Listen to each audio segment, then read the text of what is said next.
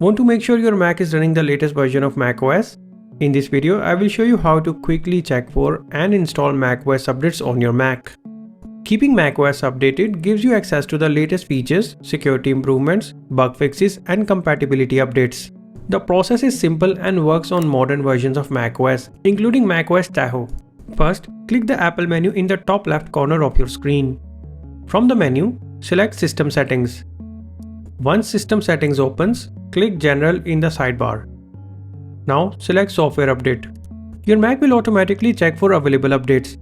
If an update is available, you will see information about the new version of macOS along with an Update Now, Upgrade Now, or Restart button depending on the update. Before installing a major macOS upgrade, it is a good idea to back up your Mac using Time Machine. Apple also recommends keeping your Mac connected to power during the installation. Click the appropriate update button and follow the on-screen instructions. You may be asked to enter your Mac administrator password. Once the installation begins, your Mac may restart several times, display a progress bar, or temporarily show a blank screen. Don't close your MacBook's lid or interrupt the installation process.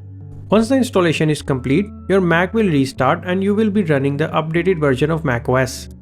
If the software update page says your Mac is up to date, that means Apple isn't currently offering a newer compatible update or upgrade for your particular Mac. Software update only displays versions that are compatible with your Mac model. You can also enable automatic updates from the software update page by clicking on the I button located next to the automatic updates option. This way, your Mac can automatically download and install updates in the future. And that's how you can update macOS on your Mac. Keeping your Mac updated is one of the easiest ways to get the latest features while also improving security, stability, and compatibility. If this video helped you, make sure to like and subscribe to iOS Hacker for more Mac and iPhone tutorials. Thanks for watching.